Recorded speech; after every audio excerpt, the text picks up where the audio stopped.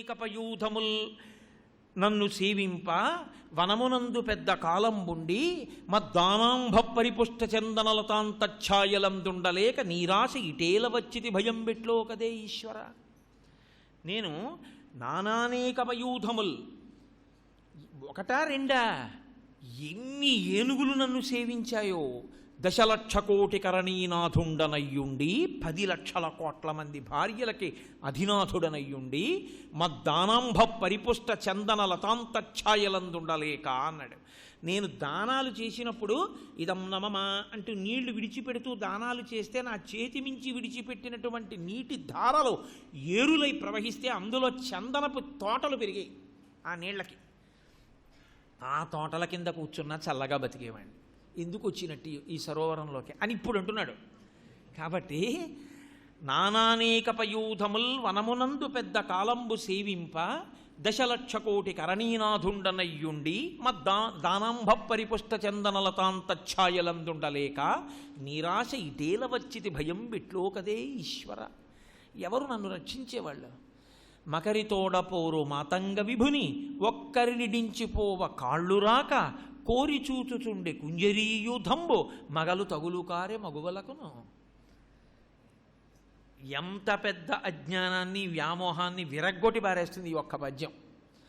మకరితోడపోరు మాతంగ విభుని, మరి 10 లక్షల కోట్ల మంది భార్యలు కదండి, అంత పరివారం కదా, వాళ్ళందరూ తామర పూలెట్టారు, ఆ పుప్పుడు జల్లారు, ఏరి వాళ్ళందరంటే ఈయన్ని మొసలెట్టుకోగానే వాళ్ళు గట్టెక్కారు.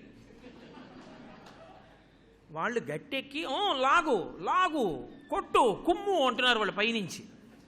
ఈయనకి ఓపికేది, తాగండి కొంచెం బత్తాయి రసం తాగండి, కొంచెం ఇముడ్చుకోండి, 2 ఇడ్లీ తినండి అంటారు. ఇది తినడానికి వీడికి ఓపికేది, ముక్క నోట్లో పెట్టుకుంటే వాంతి వస్తోంది. వాళ్ళేమో తినండి తాగండి అంటారు. ఆవకాయ తానా ఇంకోటి తానా అంటారు.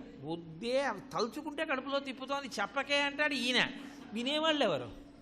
కాబట్టి మకరితోడ పోరు మాతంగ విభుని ఒక్కరినిడించిపోవ కాళ్ళు రాక. ఆ సేవకులందరూ చూశారు, ఇక బైక్ వచ్చాడా ఏమిట్లే, అన్నాళ్ళు పెట్టుకుంటాను లీవు. కాబట్టి వాళ్ళు అన్నారు, మళ్ళీ నేను వారం వారం వస్తుంటానండి అంటాడు. ఎందుకు వారం వారం అంటే రోజు రానండి అని చెప్పలేక, రోజు వచ్చి చూస్తానండి అని అనలేక వారం వారం వస్తానండి అంటాడు. ప్రతి వారం వచ్చి నేను చూస్తుంటానండి అంటాడు. ప్రతి వారం వచ్చి చూస్తుంటానంటే మరి ఉత్తప్పుడేమో ఆయన చుట్టూ అంత తిరిగావు, ఇప్పుడు ఎందుకు రావు అంటే, రోజు వెళ్ళి మనం చేసేది ఏముంటుందండి అక్కడ అంటాడు. అదో వేదాంతం. కాబట్టి మకరితోడ పోరు మాతంగ విభుని అందరూ వెళ్ళిపోయారు. ఆఖరికి కొడుకు కూడా ఏమంటాడంటే, అంతగా ఏమైనా అయితే నాకు వెంటనే ఫోన్ చేయండి, మా విమానంలో అన్నా వస్తానంటాడు. అంతగా ఏమైనా అంటే ఏమిటి, ఆయన ఊడిపోతే ఫోన్ చేయాలంతే తప్పవాడు ఉంటాడేంటి. ఇప్పుడే ప్రమోషన్ వచ్చింది, ఇంకా అమ్మా ఇంతకాలం లీవ్ పెట్టేస్తే బాగుండదని వెళ్ళిపోతాడు వాడును. పైగా అన్నిటికన్నా పెద్ద ప్రారంధ కర్మ ఒకటి ఉంటుంది. ఇంటెన్సివ్ కేర్ యూనిట్లో పడుకుని ఉండగా అద్దంలోంచి చూడడానికి వస్తూ ఉంటారు. అందులో అసలు చూడడానికి ఎప్పుడూ రాని బంధువు చూడటం కనపడింది అనుకోండి, అప్పుడు వీడికి పూర్వానుభవం ఉంది కదా, ఎక్కువ ఉండడు, అయిన వాళ్ళందరినీ పిలిపించేయండి అంటే వస్తుంటారు ఇలాంటి వాళ్ళందరూ. అమ్మ నాయనోయ్ వీడు కూడా అద్దంలో కనపడ్డాడంటే మన పరిస్థితి కూడా అక్కడికి వెళ్ళిందనమాట. వీడికి భయం, ఉన్న స్థితి కన్నా గొప్ప భయం మరీ ఎక్కువైపోతుంది. భయమే మృత్యువు. కాబట్టి ఇన్ని రకాలుగా చుట్టుకుంటున్నప్పుడు ఎవరు రక్షకులు? ఎవరు ఉండరు, అందరూ వచ్చి చూసి వెళ్ళిపోయేవాళ్లే. ఒక్క భార్య మాత్రం బాగుండదని చెప్పి ఎంత కైలాస గౌరవం అవుతున్నా, ఎంత అన్నదమ్ముడి ఇంట్లో పెళ్ళి అవుతున్నా, ఆయన ఇంటెన్సివ్ కేర్ యూనిట్లో ఉంటే ఆవిడ వెళ్ళిపోయింది అనుకోండి పెళ్ళికి, అదేంటి అలా వచ్చేసామంటారు కదా. అందుకని ఆవిడ కూడా బాగుండదని చెప్పి ఏదో విసుక్కుంటూ కసుక్కుంటానో మొత్తం మీద ఆ పక్కనే ఓ బల్ల ఒకటి వేస్తారు. అందుకే ఒక మంచమో బల్ల ఉంటుంది, దాని మీద పడుకుంటారు వాళ్ళు. ఎందుకని అంటే ఒక కారణం ఒకటి ఉంది, ఎందుకు పడుకుంటారో తెలుసా అన్నారు పోతన గారు. మకరితోడ పోరు మాతంగ విభుని ఒక్కరిని డించిపోవ కాళ్ళు రాక. అలా వదిలేసి వెళ్ళలేక ఇద్దరి మధ్య ఉన్న అనుబంధానికి ఒక్కరిని డించిపోవ కాళ్ళు రాక కోరి చూచుచుండే కుంజరీయూధంబు. ఓసారి ఇలా పంచె పైకి తీసి ఏమిటో పాపం ఇక్కడ నరం ఇలా కోసేశారు, ఇక్కడేమో ఇలా బ్యాండేజ్ చేశారు, ఏమిటో ఇక్కడ ఇలా పెట్టారు, ఏమిటో ఇవన్నీ పాపం ఈయనకేని వాళ్ళు వచ్చి చూసి ఇలా ఓసారి గొట్టం కదిపి, ఓసారి సీసా కదిపి, ఓసారి తలగడ ఇంకోటి పెట్టనా అంటే వాడేమో ఇప్పటికే గోడలు లాగేస్తున్నాయే అనలేడు, వినరు. ఓ పక్క తలపోటు, అప్పుడు ఇంకా అక్కర్లేనివన్నీ అప్పుడు చెప్పడం మొదలు పెడతారు. నేను అందుకే చెప్పాను మొదటి నుంచి, ఆ కొడుకుతో జాగ్రత్తగా ఉండండి, కోడలతో జాగ్రత్త, ఉన్నప్పుడేమో అనవసరంగా వాళ్ళతో గొడవలు పెట్టుకున్నారని మొదలు పెడితే తిట్టలేడు, కసరలేడు, ఏమీ అనలేడు. అలా పడుండి అన్నీ వింటూ నా ప్రారంధం ఇప్పుడు అనుభవిస్తున్నాను రానుంటాడు. మకరితోడపోరు మాతంగ విభుని ఒక్కరి నిడించిపోవ కాళ్ళు రాక కోరి చూచుచుండే కుంజరీయూథంబు. ఆడ ఏనుగులు మాత్రం చూస్తున్నారు భార్యలు. ఎందుకు వాళ్ళు మాత్రం చూడడం? వాళ్ళు ఏమన్నా పుచ్చుకుంటారా బాధ అంటే? అలా చూడకుండా ఉండకపోతే బాగుండదు. మగలు తగులు కారెమవులకును. మరి ఈ భార్యాభర్తల అనుబంధంలో అదొకటి ఉంటుంది. ఆ ప్రవచనానికి ఒప్పేసుకున్నానని వెళ్ళిపోవడాలు అలా ఉండకూడదు కదా, ఉండాలి. అలా భార్యకి కానీ భర్తకు కానీ ఒంట్లో బాగుండకపోతే రెండో వాళ్ళు ఉంటారు.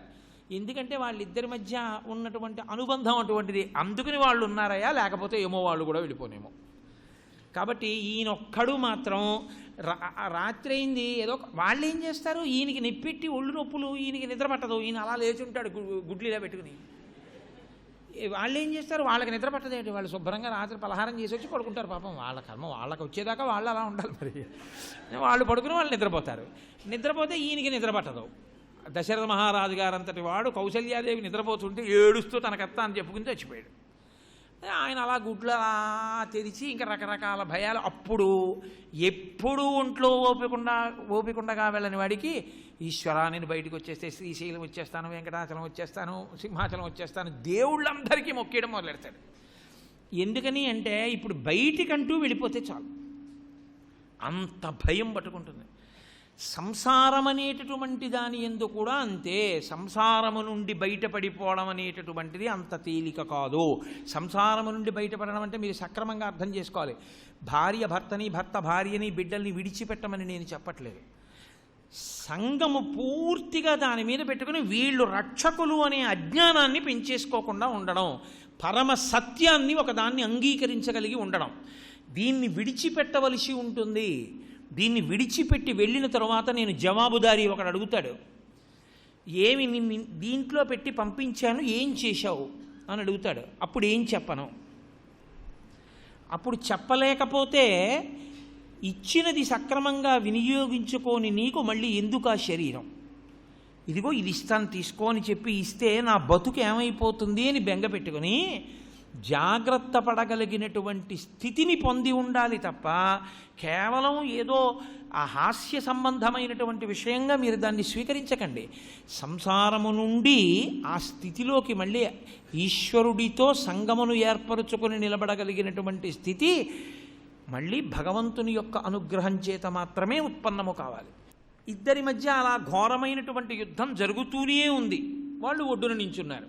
పోతన గారు ఒక మాట చెప్పారు, పాదద్వంద్వము నేలమోపి పవనున్ బంధించి పంచేంద్రియోన్మాదంబున్ పరిమార్చి బుద్ధిలతకున్ మారాకు హత్తించి నిష్కేద బ్రహ్మ పదావలంబన రతిన్ క్రీడించు యోగీంద్రు మర్యాదన్ నక్రము విక్రమించకరి పాదాక్రాంత సంవక్రమై.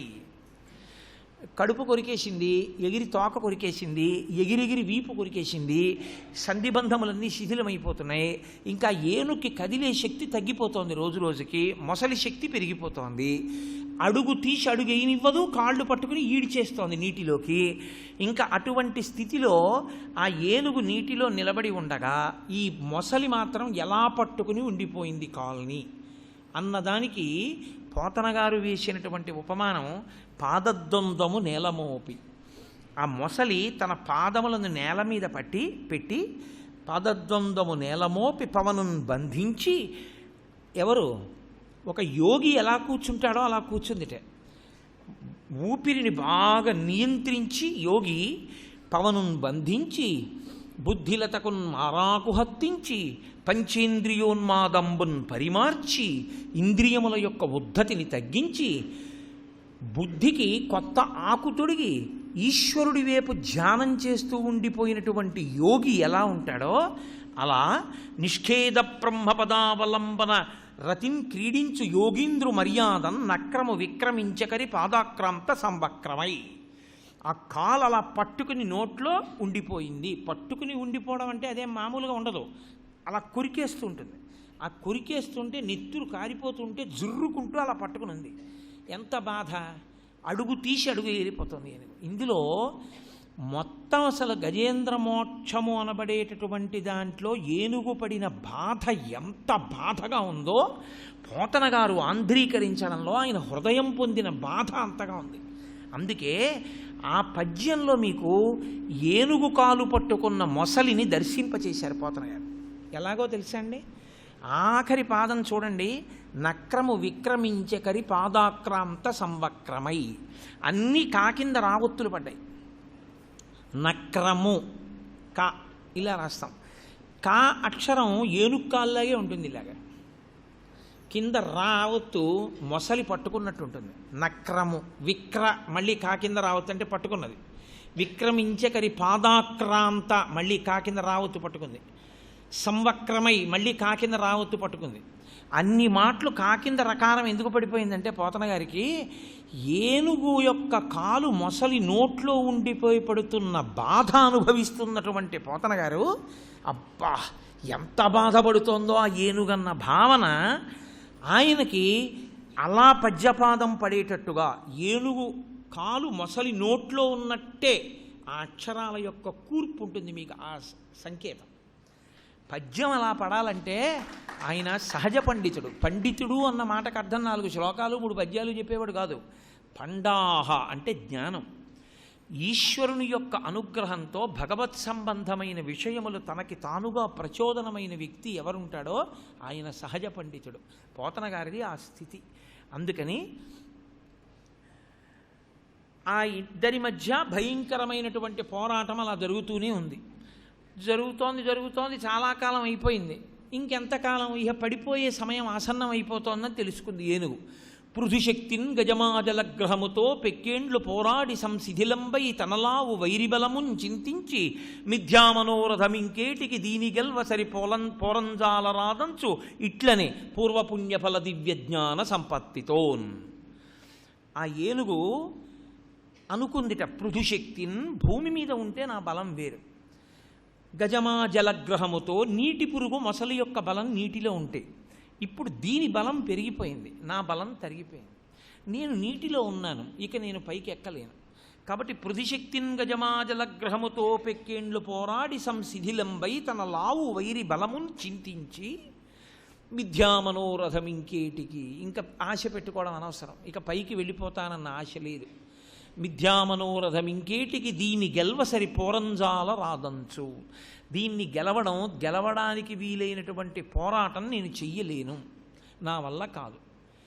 ఇట్లనే పూర్వపుణ్యఫల దివ్యజ్ఞాన సంపత్తితోన్, పూర్వజన్మలలో చేసుకున్నటువంటి పుణ్యం కారణంగా ఇప్పుడు దాని నోటి వెంట కొన్ని మాటలు వచ్చాయన్నారు పోతన గారు.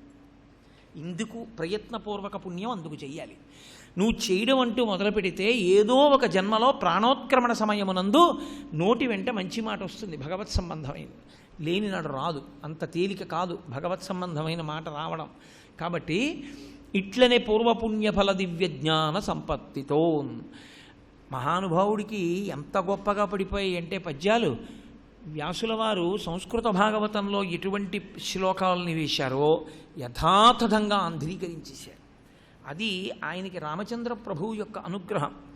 తస్మై నమః పరీషాయ బ్రహ్మణేనంత శక్తయే అరూపయోరు రూపాయ నమ ఆశ్చర్యకర్మణి నమః శాంతాయ ఘోరాయ మూఢాయ గుణధర్మిణి నిర్విశేషాయ సామ్యాయ నమో జ్ఞానఘనాయ చ క్షేత్రజ్ఞాయ నమస్తుభ్యం మహాధ్యక్ష సాక్షిణి అని వ్యాసుల వారు సంస్కృత భాగవతంలో చెప్పిన శ్లోకాలని యథాతథంగా తీసుకొచ్చేశారు. ఎవ్వని చేజనించు జగమెవ్వని లోపల నుండు లీనమై ఎవ్వని ఎందుడిందు పరమేశ్వరుడెవ్వడు మూలకారణం బెవ్వడనాది మధ్యలుడెవ్వడు సర్వము తానయైన వాడెవ్వడు వాని ఆత్మభౌ ఈశ్వరుని శరణంబు వెడెదన్.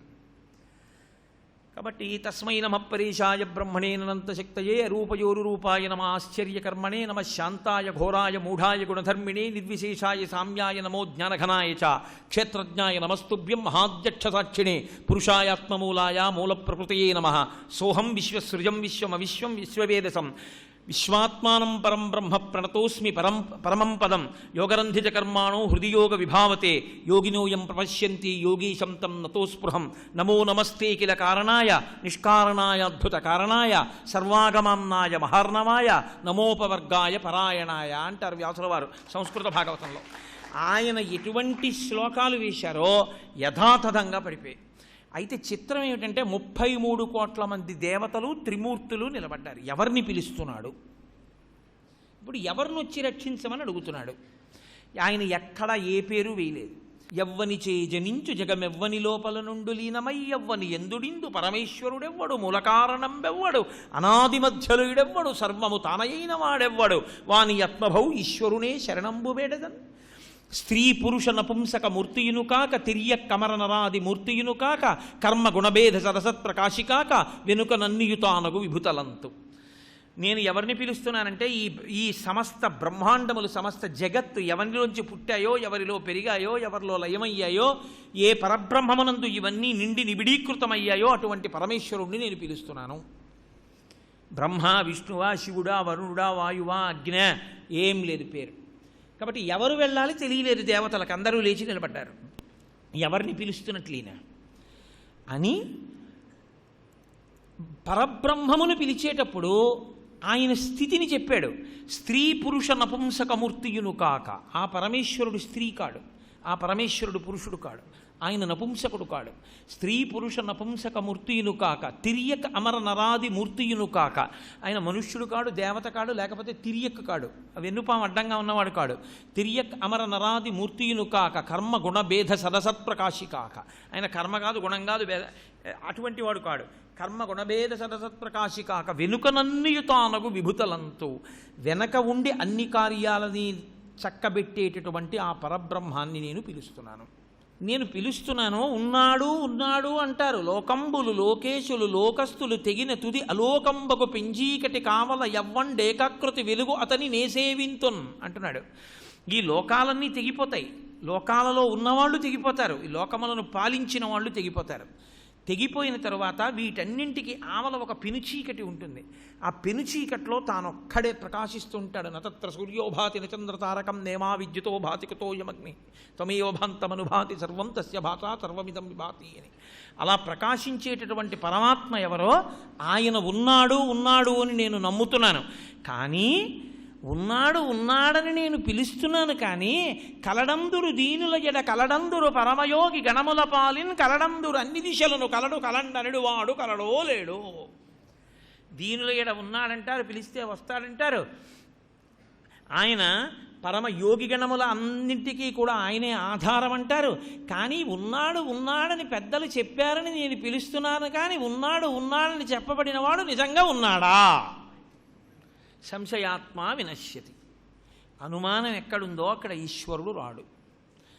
శరణాగతి అని ఒక విషయం ఉంటుంది. శరణాగతి జ్ఞానమార్గం చివర ఎక్కడ పెడుతుందో శరణాగతి అక్కడికి వెడుతుంది. శరణాగతిని మీరు కొంచెం జాగ్రత్తగా అర్థం చేసుకోవాలి. ఏదో శరణాగతి దీక్ష అని చెప్పి నోటితో ఏదో చెప్పేసి ఏదో బట్టకట్టేసుకుంటే శరణాగతి దీక్ష కాదు. శరణాగతి చేయడం చాలా చాలా కష్టం. ఎందుకో తెలుసా అండి?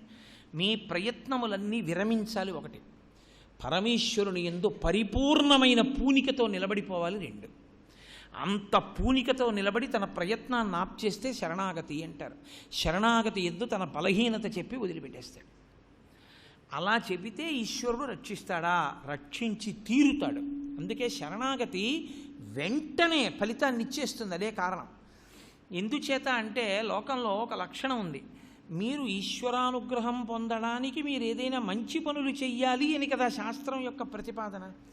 నేనేమీ చెయ్యలేదు అని చెప్పడం మీకు ఎలా రక్షక కారకం అవుతుంది అంటే, అది నేను మీకు ఒక తేలిక మాటలో చెప్పాలి అంటే మీకు బాగా అర్థమవుతుంది ఎందుకు వస్తుంది శరణాగతి అని. ఒక రాజు యుద్ధం చేస్తున్నాడు. యుద్ధం చేస్తున్నప్పుడు ఆయన పక్కన ఒక సైనికుడు కూడా యుద్ధం చేస్తున్నాడు. రాజుగారు యుద్ధం చేస్తూ సైనికుడిని పిలిచి అన్నారు, ఇవాళ రాత్రి 9 గంటలకి నన్ను వచ్చి నా శిబిరంలో కలుసుకో అన్నారు. అంటే సైనికుడు అన్నాడు, మహారాజా, రాత్రి మిమ్మల్ని కలవడానికి మంత్రులు సామంతులు సేనానులు అందరూ ఉంటారు, సామాన్య సిపాయిని నన్ను ఎవరు పంపిస్తారన్నాడు. రాజు వెంటనే జేబులో చేయి పెట్టి తీసి శత్రురాజు ఉంగరం ఇచ్చాడు. నువ్వు ప్రయత్నం చెయ్యక అసలు నన్ను కలుస్తానని అడక్కు, ఇది పట్టుకుని అక్కడ తిరుగుతుండు, మొట్టమొదటిది ఇవే తీసుకొస్తారన్నాడు. అంటే ఆయన శత్రురాజు ఉంగరం పట్టుకుని రాత్రి 9 గంటలకి రాజుగారు ఉన్నటువంటి శిబిరం దగ్గర తిరుగుతున్నాడు. ఎవర్రా వీడి ఇక్కడ తిరుగుతున్నాడని పట్టుకున్నారు. చూసేటప్పటికి శత్రురాజు ఉంగరం ఉంది. శత్రురాజుల ఉంగరం వీడి దగ్గర ఉంది, రాజుగారి దగ్గర తిరుగుతున్నాడు. ముందు వీడిని తీసుకెళ్తే రాజుగారు మనకు ఏమైనా కానుకలు ఇస్తారు. ముందు వీడిని తీసుకెళ్లారు. రాజా, శత్రురాజు ఉంగరంతో తిరుగుతున్నాడు, మీ శిబిరం పక్కన పట్టుకున్నామని. మీరు బయటికి వెళ్ళండి, నేను మాట్లాడతానన్నాడు. ఒరే తేలిగ్గా నా దగ్గరికి రాగలవు కాబట్టే నా ఉంగరం కన్నా శత్రురాజు ఉంగరం నీకు ఇచ్చా. ఇప్పుడు ఒక్కటి మీరు గుర్తించగలిగితే చాలు శరణాగతి ఎందు. నేను ఇలా ఉండకూడదు ఉన్నాను, కానీ నేను ఇలా ఉండకూడదని తెలిసి కూడా ఉండకుండా ఉండలేకపోతున్నాను. మీ బలహీనతని ఈశ్వరుడికి చెప్పాలి. అది చెప్పేటప్పుడు మాత్రం ఇంకా ఏమి మొహమాటం ఉండకూడదు. అది నిర్మోహమాటంగా ఆర్తితో ఎందుకు చెప్పాలంటే మార్పు కొరకు చెప్పుకోవాలి. నేను ఇలా పాడైపోతున్నాను ఈశ్వరా, నన్ను నువ్వు రక్షించకపోతే నేను ఏమైపోతాను, నువ్వు నన్ను కృప చెయ్యి అని త్రికరణ శుద్ధిగా చెప్పాలి బలహీనత. అది చెప్పాడు దుర్జటి. రోషీరోయదు కామినీ జనుల తారుణ్యోరు సౌఖ్యంబులన్ బాషీబాయదు పుత్ర మిత్ర ధన సంపద్భ్రాంతి వాంఛాలతల్ కోశీకోయదు నామనంబకట నీకున్ సత్క్రియల్ చేసీ చేయదు దీని త్రుళ్ళనతవే శ్రీకాళహస్తీశ్వర అని అడిగాడు. అది శరణాగతి అంటే. కాబట్టి మీరు అసలు ముందు శత్రురాజు ఉంగరము నా దగ్గర ఉంది అని మీరు గమనించవలసి ఉంటుంది. నేను ఇదిగో ఈ కామమునకు వశుణ్ణైపోతున్నాను, క్రోధమునకు వశుణ్ణైపోతున్నాను, లోభానికి వశుణ్ణైపోతున్నాను, దీనివల్ల పాడైపోతున్నాను. కాబట్టి ఈశ్వరా నన్ను దీని నుంచి గట్టెక్కించు అని భగవంతుడి దగ్గరికి వెళ్ళి మహానటుడిలాగా అన్నీ మంచి పనులు చేసిన వాడిలా కూర్చోవడం కాదు. పరమేశ్వర మందిరమునందు మీరు వెళ్ళి కూర్చున్నప్పుడు మీ పొరపాటు ముందు మీరు ఈశ్వరుడికి చెప్పాలి. ఈశ్వరా, నిన్నటి రోజున నేను ఇటువంటి తప్పు చేశాను, ఎవరికి తెలియదు, కానీ నేను ఈ పొరపాటు చేశాను. కాబట్టి నేను నా బలహీనత చేత ఉండలేక ఇటువంటి తప్పు చేస్తున్నాను. నువ్వు నన్ను అనుగ్రహించి నేను ఇటువంటి దోషాలు చేయకుండా నాకు ఆ బలహీనత లేకుండా నన్ను కాపాడు, నన్ను రక్షించు అని మీరు ఈశ్వరుడి పాదం పట్టుకుని గట్టిగా చెప్పుకున్నారనుకోండి, ఆయన మీకు ఆ బలాన్ని అనుగ్రహించేస్తాడంతే. అది శరణాగతి అంటే. అందుకే శరణాగతి చెప్పేటప్పుడు ముందు మీరు శత్రురాజు చేతిలో చిక్కుకున్నారో మీకు తెలిసి ఉండాలి తప్ప నోటితో శ్రీ వెంకటేశ చరణౌ శరణం ప్రపద్యే ఎన్ని మాటలు జరిగినా దాని ఫలితం చాలా గొప్ప స్థాయిలో ఉంటుందని నేను చెప్పలేను. శరణాగతి తెలిసి చేయవలసి ఉంటుంది. అందుకని ఇప్పుడు ఆయన గమనించాడు, వీళ్ళ గట్టెక్కారు, నేనా నీటిలో ఉన్నాను, మొసలిక బలం పెరిగింది, నాకా బలం క్షీణించిపోయింది. ఇంకా ఉన్నాడో లేడో అనుమానం కన్నా ఆయన్నే నమ్ముకోవడం మంచిది. కాబట్టి ఓ కమలాప్త, ఓ వరద, ఓ ప్రతిపక్ష విపక్షధూర కుయో, ఓ కవియోగి వందిత, ఓ సుగుణోత్తమ, ఓ శరణాగతామరానోక, ఓ మునీశ్వర మనోహర, ఓ సుగుణాత్మ రావే కరుణింపవే తలపవే శరణార్థిని నన్ను కావవే అన్నాడు. మహానుభావ, నువ్వు మునుల యొక్క మనస్సులలో ఉండేటటువంటి వాడివి, శరణాగతి చేసిన వాళ్ళని వెంటనే వచ్చి కాపాడేటటువంటి లక్షణం ఉన్నవాడివి. నేనా ఇప్పుడిక నన్ను నేను రక్షించుకోలేను. మృత్యువు వచ్చేస్తున్నప్పుడు ఇక పరిస్థితి ఎలా ఉంటుందో దాన్ని వర్ణించాడు గజేంద్రుడు. సర్వం శ్రీ ఉమామహేశ్వర పరబ్రహ్మార్పణమస్తు. స్వస్తి.